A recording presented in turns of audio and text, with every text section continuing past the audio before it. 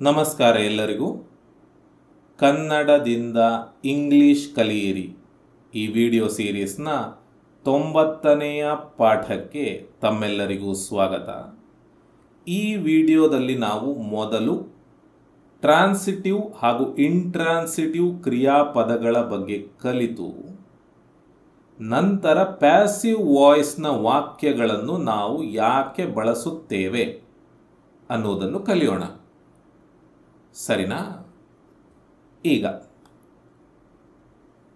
I brought ಅಂತ ಇದೆ, ಅಂದರೆ ನಾನು ತಂದೆ ಅಂತ. ತಂದೆ ಅಂದರೆ ತೆಗೆದುಕೊಂಡು ಬಂದೆ ಅಂತ, ಆಯ್ತಾ? ಅದನ್ನು ನಾವು ತಂದೆ ಅಂತ ಕೂಡ ಹೇಳ್ತೇವೆ ಅಲ್ವಾ? ಈ ತಂದೆ ಅಪ್ಪ, ಫಾದರ್ ಅಲ್ಲ. ಸರಿನಾ? ಬ್ರಿಂಗ್ ಕ್ರಿಯಾಪದ, ಬ್ರಿಂಗ್ನ ಭೂತಕಾಲದ ರೂಪ ಬ್ರಾಟ್ ಅಷ್ಟೇ. ಐ ಬ್ರಾಟ್ ಅಂದರೆ ನಾನು ತಂದೆ. ಈಗ ಈ ವಾಕ್ಯಕ್ಕೆ ಏನು ಅಥವಾ ಏನನ್ನು ಅಂತ ಪ್ರಶ್ನೆ ಮಾಡಿ. ಈ ವಾಕ್ಯಕ್ಕೆ ಏನನ್ನು ಅಥವಾ ಏನು ಅಂತ ಪ್ರಶ್ನೆ ಮಾಡಿ. ಯಾರನ್ನು ಅಂತ ಪ್ರಶ್ನೆ ಮಾಡಿ.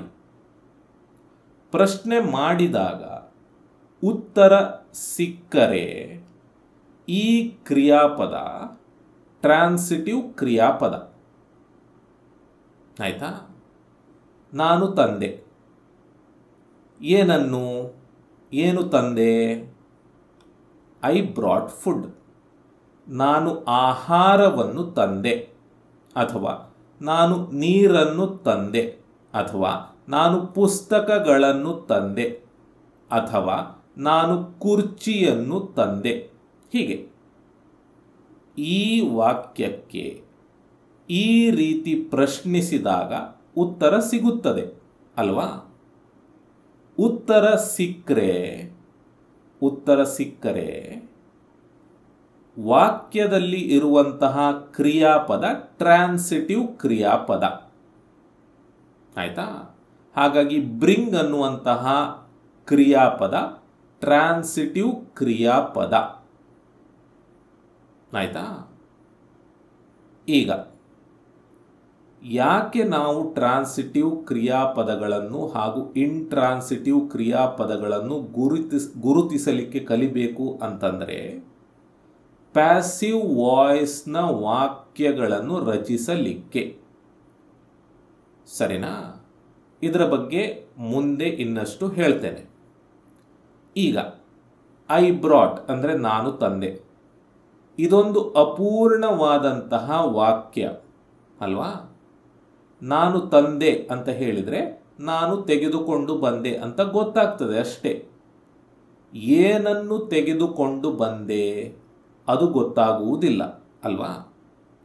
ಅದು ಗೊತ್ತಾಗಬೇಕಾದ್ರೆ ಒಂದು ಆಬ್ಜೆಕ್ಟ್ನ ಅಗತ್ಯ ಬೀಳುತ್ತದೆ. ಈ ವಾಕ್ಯದಲ್ಲಿ ಒಂದು ಆಬ್ಜೆಕ್ಟ್ ಬಂದಿದೆ ಅಲ್ವಾ? ಐ ಸಬ್ಜೆಕ್ಟ್, ಬ್ರಾಟ್ ಕ್ರಿಯಾಪದ, ಫುಡ್ ಆಬ್ಜೆಕ್ಟ್. ನಾನು ಆಹಾರವನ್ನು ತಂದೆ. ಇಲ್ಲಿ ಆಹಾರ ಅನ್ನುವಂಥದ್ದು ವಾಕ್ಯದ ಆಬ್ಜೆಕ್ಟ್. ಈ ಆಬ್ಜೆಕ್ಟ್ ಬಂದದ್ರಿಂದ ಈ ವಾಕ್ಯ ಪೂರ್ಣಗೊಂಡಿತು. ಇದು ಪೂರ್ಣವಾದಂತಹ ವಾಕ್ಯ ಅಲ್ವಾ? ನಾನು ಆಹಾರವನ್ನು ತಂದೆ. ಈ ವಾಕ್ಯವನ್ನು ಓದಿದಾಗ ನಮಗೆ ಪೂರ್ತಿಯಾಗಿ ಅರ್ಥ ಆಗ್ತದೆ. ಸರಿ ಅಲ್ವಾ? ಹಾಗಾಗಿ ಯಾವ ವಾಕ್ಯಕ್ಕೆ ಒಂದು ಆಬ್ಜೆಕ್ಟ್ನ ಅಗತ್ಯ ಇರ್ತದೋ ಪೂರ್ತಿ ಅರ್ಥ ಕೊಡಲಿಕ್ಕೆ, ಆ ವಾಕ್ಯದಲ್ಲಿ ಇರುವಂತಹ ಕ್ರಿಯಾಪದ ಟ್ರಾನ್ಸಿಟಿವ್ ಕ್ರಿಯಾಪದ ಅಷ್ಟೇ. ಆಯ್ತಾ? ಇನ್ನೊಂದು ಉದಾಹರಣೆ. ಐ ರೋಟ್ ಅಂದರೆ ನಾನು ಬರೆದೆ. ಆಯ್ತಾ? ರೈಟ್ ಕ್ರಿಯಾಪದ, ರೈಟ್ನ ಭೂತಕಾಲದ ರೂಪ ರೋಟ್, ಬರೆದೆ ಅಂತ. ಐ ರೋಟ್ ಅಂದರೆ ನಾನು ಬರೆದೆ. ಈ ವಾಕ್ಯಕ್ಕೆ ಏನು ಅಥವಾ ಏನನ್ನು ಅಂತ ಪ್ರಶ್ನೆ ಮಾಡಿ, ಯಾರನ್ನು ಅಂತ ಪ್ರಶ್ನೆ ಮಾಡಿ. ಆಯಿತಾ? ನಾನು ಬರೆದೆ, ಯಾರನ್ನು, ಇದಕ್ಕೆ ಅರ್ಥ ಇಲ್ಲ, ಹಾಗಾಗಿ ಬಿಟ್ಬಿಡಿ. ನಾನು ಬರೆದೆ, ಏನು ಬರೆದೆ? ನಾನು ಒಂದು ಕಥೆ ಬರೆದೆ, ನಾನು ಒಂದು ಕಾದಂಬರಿ ಬರೆದೆ, ನಾನು ಒಂದು ಕವನ ಬರೆದೆ. ಹೀಗೆ ನಮಗೆ ಉತ್ತರಗಳು ಸಿಗುತ್ತವೆ ಅಲ್ವಾ? ಈ ವಾಕ್ಯಕ್ಕೆ ಏನು ಅಂತ ಪ್ರಶ್ನಿಸಿದಾಗ ನಮಗೆ ಉತ್ತರ ಸಿಗುತ್ತದೆ ಅಲ್ವಾ? ಹಾಗಾಗಿ ಈ ವಾಕ್ಯದಲ್ಲಿ ಇರುವಂತಹ ಕ್ರಿಯಾಪದ ಟ್ರಾನ್ಸಿಟಿವ್ ಕ್ರಿಯಾಪದ ಅಷ್ಟೇ. ಆಯಿತಾ? ನಾನು ಬರೆದೆ, ಇದು ಅಪೂರ್ಣವಾದಂತಹ ವಾಕ್ಯ. ಇದನ್ನು ಪೂರ್ಣಗೊಳಿಸಲಿಕ್ಕೆ ಒಂದು ಆಬ್ಜೆಕ್ಟ್ನ ಅಗತ್ಯವಿದೆ. ಅದು ನಾವು ಇಲ್ಲಿ ಹಾಕಿದ್ದೇವೆ. ನಾನು ಒಂದು ಕಥೆ ಬರೆದೆ, I wrote a story. I subject, wrote ಕ್ರಿಯಾಪದ, ಅ ಸ್ಟೋರಿ ಆಬ್ಜೆಕ್ಟ್.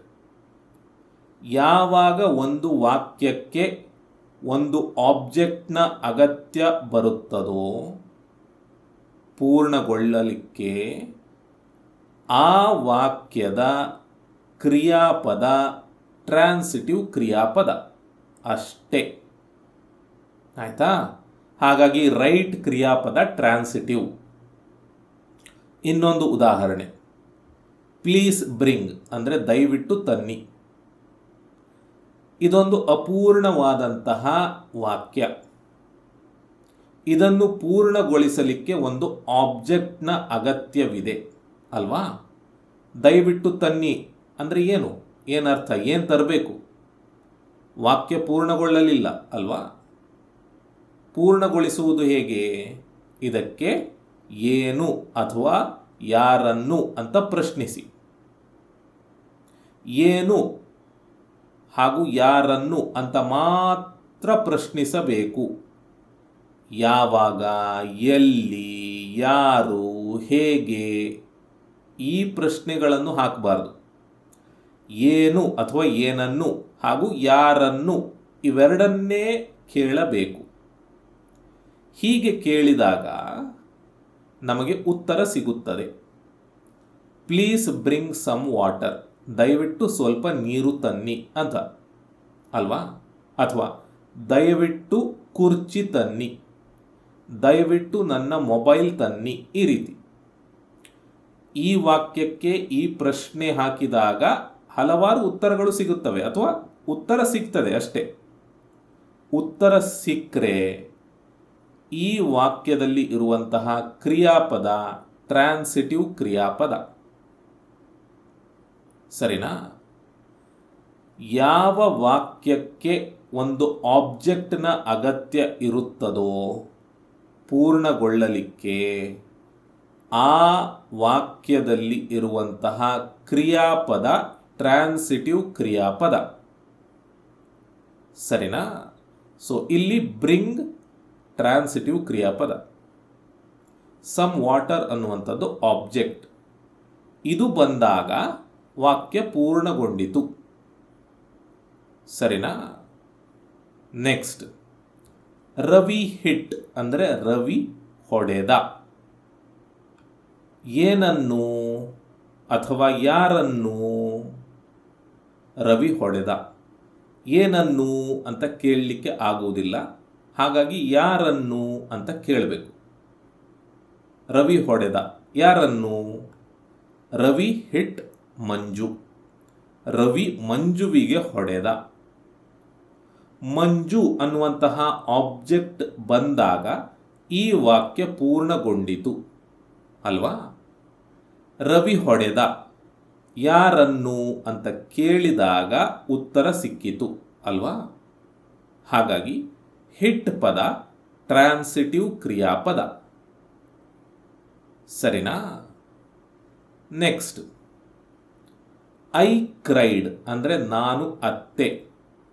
ಇಲ್ಲಿ ಅತ್ತೆ ಅಂದರೆ ಅತ್ತೆ ಮಾವ, ಆ ಅತ್ತೆ ಅಲ್ಲ, ಅಳುವಂತಹ ಕ್ರಿಯಾಪದದ ಭೂತಕಾಲದ ರೂಪ ಅಷ್ಟೇ. ಆಯಿತಾ. ಐ ಕ್ರೈಡ್, ನಾನು ಅತ್ತೆ. ಏನನ್ನು ಅಥವಾ ಯಾರನ್ನು ಅಂತ ಇದಕ್ಕೆ ಪ್ರಶ್ನಿಸಿದಾಗ ಉತ್ತರ ಸಿಗುವುದಿಲ್ಲ ಅಲ್ವಾ. ನಾನು ಅತ್ತೆ, ಈ ವಾಕ್ಯ ಪೂರ್ಣವಾಗಿಯೇ ಇದೆ, ಇದು ಅಪೂರ್ಣವಾದಂತಹ ವಾಕ್ಯ ಅಲ್ಲ. ಇದು ಪೂರ್ಣಗೊಳ್ಳಲಿಕ್ಕೆ ಒಂದು ಆಬ್ಜೆಕ್ಟ್ನ ಅಗತ್ಯ ಇಲ್ಲ ಅಲ್ವಾ. ಹಾಗಾಗಿ ಈ ವಾಕ್ಯದಲ್ಲಿ ಇರುವಂತಹ ಕ್ರಿಯಾಪದ ಕ್ರೈ, ಇದು ಇಂಟ್ರಾನ್ಸಿಟಿವ್. ಆಯಿತಾ. ದ ಡಾಗ್ ರ್ಯಾನ್ ಅಂದರೆ ನಾಯಿ ಓಡಿತು ಅಥವಾ ಓಡಿ ಹೋಯಿತು. ಇದಕ್ಕೆ ಏನನ್ನು ಯಾರನ್ನು ಅಂತ ಪ್ರಶ್ನಿಸಿದಾಗ ಉತ್ತರ ಸಿಗುವುದಿಲ್ಲ ಅಲ್ವಾ. ಇದೊಂದು ಪೂರ್ತಿಯಾದಂತಹ ವಾಕ್ಯ, ಇದು ಅಪೂರ್ಣ ವಾಕ್ಯ ಅಲ್ಲ, ಇದಕ್ಕೆ ಆಬ್ಜೆಕ್ಟ್ನ ಅಗತ್ಯ ಇಲ್ಲ ಅಲ್ವಾ. ಹಾಗಾಗಿ ಈ ವಾಕ್ಯದಲ್ಲಿ ಇರುವಂತಹ ಕ್ರಿಯಾಪದ ರನ್ ಇಂಟ್ರಾನ್ಸಿಟಿವ್ ಕ್ರಿಯಾಪದ. ಆಯಿತಾ. ನೆಕ್ಸ್ಟ್, ದ ಚಿಲ್ಡ್ರನ್ ಲಾಫ್ಡ್, ಮಕ್ಕಳು ನಕ್ಕರು. ಇದಕ್ಕೆ ವಾಟ್ ಹಾಗೂ ಹೂಮ್ ಅಂತ ಪ್ರಶ್ನಿಸಿದಾಗ, ಅಂದರೆ ಏನು ಹಾಗೂ ಯಾರನ್ನು ಅಂತ ಪ್ರಶ್ನಿಸಿದಾಗ ಉತ್ತರ ಸಿಗುವುದಿಲ್ಲ ಅಲ್ವಾ. ಯಾಕೆ ಸಿಗುವುದಿಲ್ಲ? ಯಾಕಂದರೆ ಇದೊಂದು ಪೂರ್ತಿಯಾದಂತಹ ವಾಕ್ಯ, ಇದು ಅಪೂರ್ಣ ವಾಕ್ಯ ಅಲ್ಲ. ಇದು ಪೂರ್ತಿಯಾಗಲಿಕ್ಕೆ ಒಂದು ಆಬ್ಜೆಕ್ಟ್ನ ಅಗತ್ಯ ಇಲ್ಲ, ಅದಕ್ಕೆ ಉತ್ತರ ಸಿಗುವುದಿಲ್ಲ ಅಲ್ವಾ. ಹಾಗಾಗಿ ಈ ವಾಕ್ಯದಲ್ಲಿ ಇರುವಂತಹ ಕ್ರಿಯಾಪದ ಲಾಫ್ ಇಂಟ್ರಾನ್ಸಿಟಿವ್ ಕ್ರಿಯಾಪದ. ಸರಿನಾ. Next, a paper was burning, ಒಂದು ಕಾಗದ ಉರಿಯುತ್ತಿತ್ತು. ಸರಿನಾ. ಈಗ ಏನನ್ನು ಯಾರನ್ನು ಹಾಕಿ ಉತ್ತರ ಸಿಗುವುದಿಲ್ಲ, ಇದು ಪೂರ್ತಿಯಾದಂತಹ ವಾಕ್ಯ. ಹಾಗಾಗಿ ಬರ್ನ್ ಕ್ರಿಯಾಪದ ಇಂಟ್ರಾನ್ಸಿಟಿವ್. ಸರಿನಾ. ಸೊ ಹೀಗೆ ಇಷ್ಟು ಸುಲಭವಾಗಿ ನಾವು ಟ್ರಾನ್ಸಿಟಿವ್ ಹಾಗೂ ಇಂಟ್ರಾನ್ಸಿಟಿವ್ ಕ್ರಿಯಾಪದಗಳನ್ನು ಗುರುತಿಸಬಹುದು. ಆಯಿತಾ.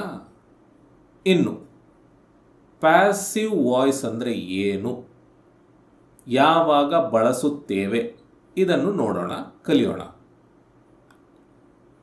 ರಾಮ ಏಟ್ ಅ ಮ್ಯಾಂಗೋ ಅಂತ ಇದೆ, ಅಂದರೆ ರಾಮ ಒಂದು ಮಾವಿನ ಹಣ್ಣನ್ನು ತಿಂದನು ಅಂತ. ಆಯಿತಾ. ಇದು ಆಕ್ಟಿವ್ ವಾಯ್ಸ್ನಲ್ಲಿ ಇದೆ.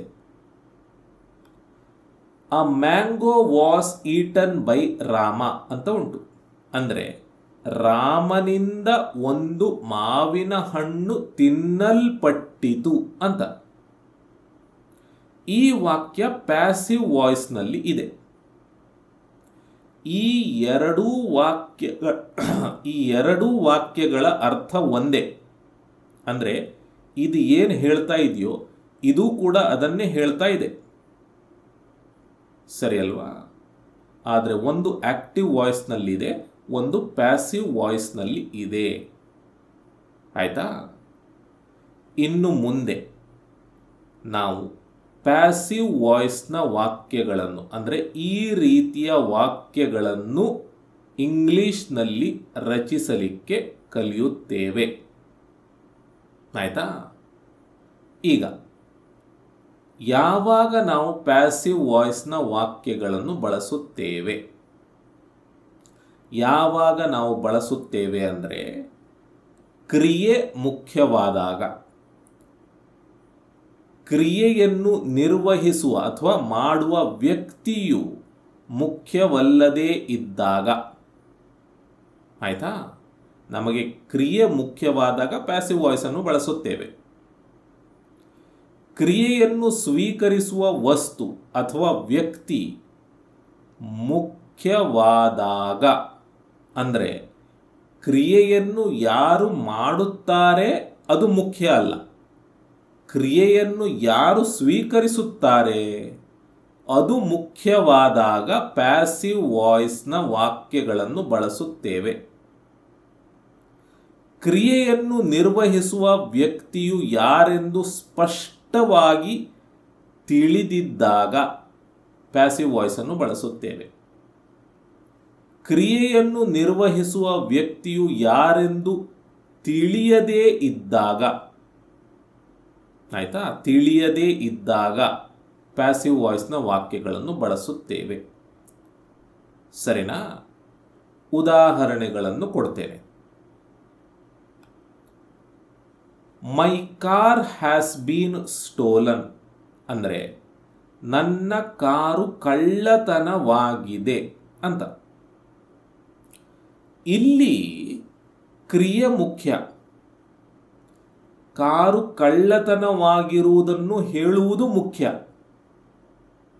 ಯಾರಿಂದ ಅದು ಅಗತ್ಯ ಇಲ್ಲ. ಯಾರು ಅಂತ ಗೊತ್ತಿಲ್ಲದೆ ಇರಬಹುದು. ಯಾರು ಕಳ್ಳತನ ಮಾಡಿದರೆ ಗೊತ್ತಿಲ್ಲ. ಕಾರು ಕಳ್ಳತನವಾಗಿದೆ ಅಂತ ಹೇಳುವುದೇ ಮುಖ್ಯ. ಕ್ರಿಯೆಯೇ ಮುಖ್ಯ. ಹೀಗಿದ್ದಾಗ ಪ್ಯಾಸಿವ್ ವಾಯ್ಸ್ ಅನ್ನು ಬಳಸುತ್ತೇವೆ. ಇದು ಪ್ಯಾಸಿವ್ ವಾಯ್ಸ್ನಲ್ಲಿದೆ.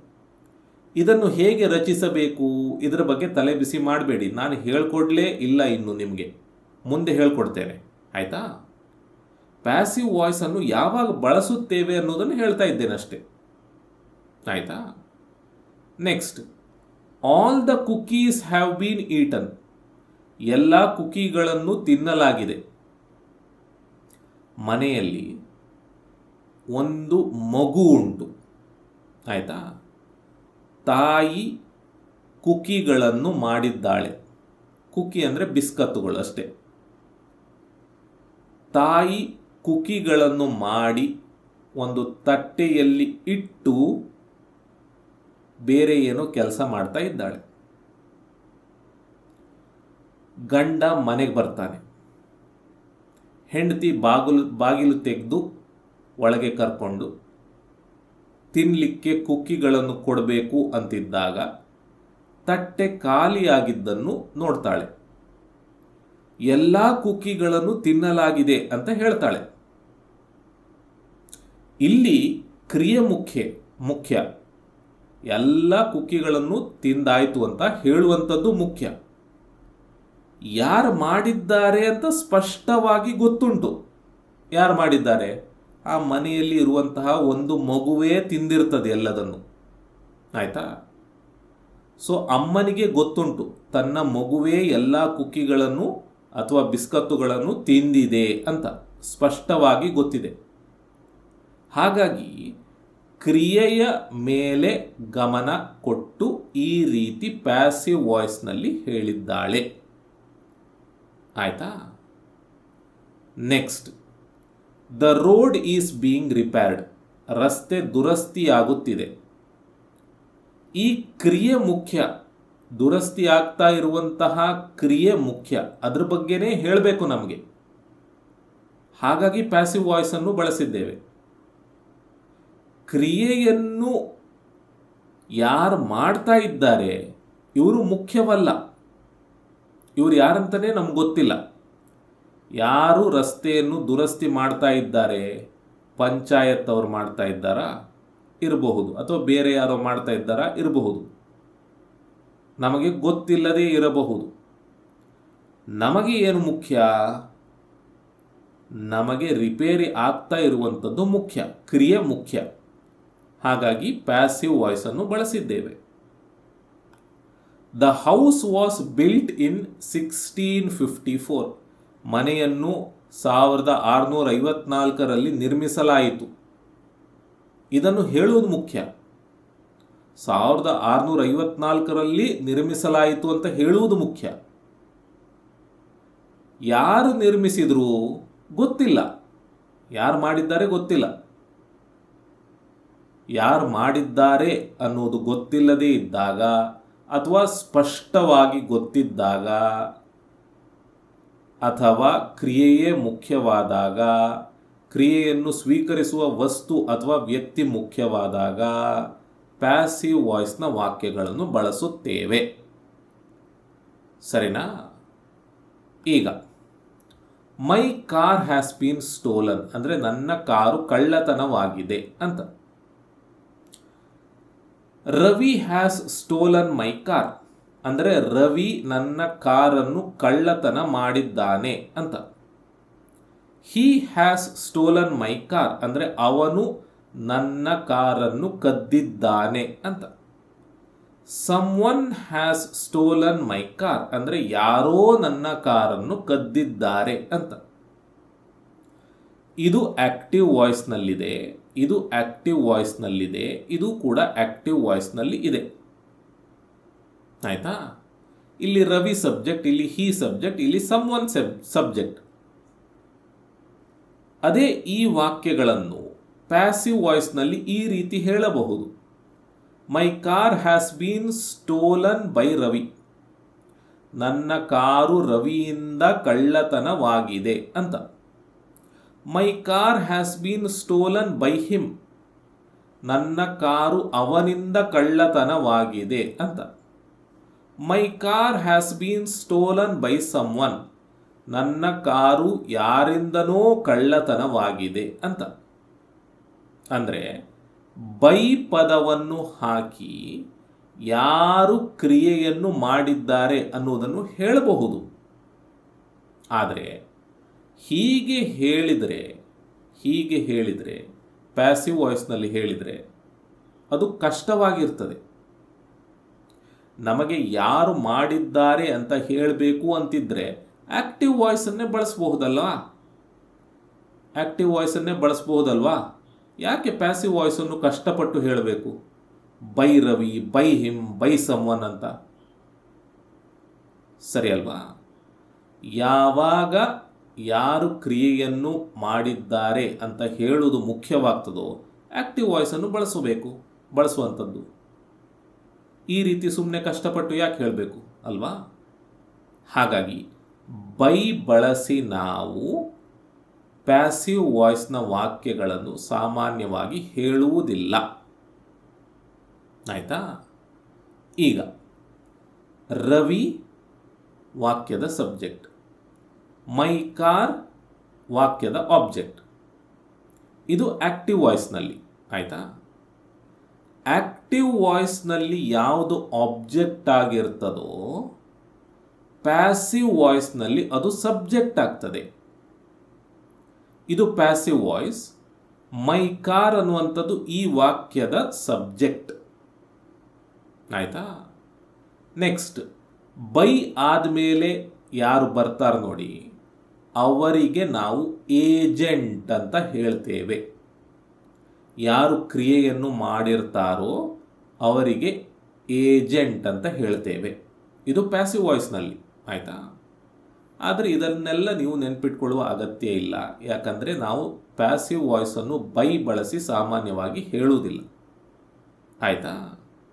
ಇನ್ನೊಂದು ಉದಾಹರಣೆ, all the cookies have been eaten. ಎಲ್ಲ ಕುಕಿಗಳನ್ನು ತಿನ್ನಲಾಗಿದೆ. My kids have eaten all the cookies. ನನ್ನ ಮಕ್ಕಳು ಎಲ್ಲ ಕುಕಿಗಳನ್ನು ತಿಂದಿದ್ದಾರೆ. My dog has eaten all the cookies. ನನ್ನ ನಾಯಿ ಎಲ್ಲ ಕುಕಿಗಳನ್ನು ತಿಂದಿದೆ. Shilpa has eaten all the cookies. Shilpa ಎಲ್ಲ ಕುಕಿಗಳನ್ನು ತಿಂದಿದ್ದಾಳೆ. ಈ 3 ವಾಕ್ಯಗಳು ಆಕ್ಟಿವ್ ವಾಯ್ಸ್ನ ವಾಕ್ಯಗಳು. ಇವುಗಳನ್ನು ಪ್ಯಾಸಿವ್ ವಾಯ್ಸ್ನಲ್ಲಿ ಈ ರೀತಿ ಹೇಳಬಹುದು. All the cookies have been eaten by my kids, by my dog, by Shilpa ಅಂತ. ಆದರೆ ನಾವು ಯಾಕೆ ಇಷ್ಟು ಕಷ್ಟಪಟ್ಟು ಹೇಳಬೇಕು ಇದನ್ನು ಬೈ ಬಳಸಿ? ಆಕ್ಟಿವ್ ವಾಯ್ಸನ್ನೇ ಬಳಸುವಂಥದ್ದು ಸುಲಭ ಅಲ್ವಾ? ಯಾವಾಗ ಯಾರು ಕ್ರಿಯೆಯನ್ನು ಮಾಡಿದ್ದಾರೆ ಅಂತ ಹೇಳುವುದು ಅಗತ್ಯ ಆಗ್ತದೋ ಅಥವಾ ಹೇಳಬೇಕಾಗ್ತದೋ ಆವಾಗ ಆಕ್ಟಿವ್ ವಾಯ್ಸನ್ನು ಬಳಸಿದ್ರಾಯ್ತು. ಆದರೆ ಯಾವಾಗ ಕ್ರಿಯೆ ಮುಖ್ಯವಾಗ್ತದೋ ಪ್ಯಾಸಿವ್ ವಾಯ್ಸನ್ನು ಬಳಸಬೇಕು. ಆಯಿತಾ? ಇವಿಷ್ಟು ಪ್ಯಾಸಿವ್ ವಾಯ್ಸ್ನ ಬಗ್ಗೆ ನಿಮಗೆ ಗೊತ್ತಿರಬೇಕಾದದ್ದು. ಸರಿನಾ? ಇನ್ನೊಂದು ಮುಖ್ಯವಾದದ್ದು ನಿಮಗೆ ಗೊತ್ತಿರಬೇಕು. ಅದೇನೆಂದರೆ ಪ್ಯಾಸಿವ್ ವಾಯ್ಸ್ನ ವಾಕ್ಯಗಳಲ್ಲಿ ನಾವು V3 ರೂಪವನ್ನೇ ಬಳಸುತ್ತೇವೆ ಅಂತ. ಎಲ್ಲ ಪ್ಯಾಸಿವ್ ವಾಯ್ಸ್ನ ವಾಕ್ಯಗಳಲ್ಲಿಯೂ ನಾವು ವರ್ಬಿನ ಮೂರನೆಯ ರೂಪವನ್ನು ಬಳಸುತ್ತೇವೆ. ಇದು ನಿಮಗೆ ನೆನಪಲ್ಲಿ ಇರಬೇಕು. ಸರಿನಾ? ಸರಿ, ಇಷ್ಟು ಸಾಕು. ಇನ್ನು ಮುಂದಿನ ವಿಡಿಯೋದಿಂದ ನಾವು ಪ್ಯಾಸಿವ್ ವಾಯ್ಸ್ನ ವಾಕ್ಯಗಳನ್ನು ಹೇಗೆ ರಚಿಸುತ್ತೇವೆ ಅದನ್ನು ಕಲಿಯುತ್ತಾ ಬರೋಣ. ಆಯಿತಾ? ಇಲ್ಲಿಗೆ ಈ ವಿಡಿಯೋ ಮುಕ್ತಾಯ ಆಯಿತು. ನಾನು ನಿಮಗೆ ಮುಂದಿನ ವಿಡಿಯೋದಲ್ಲಿ ಸಿಗ್ತೇನೆ. ಧನ್ಯವಾದಗಳು.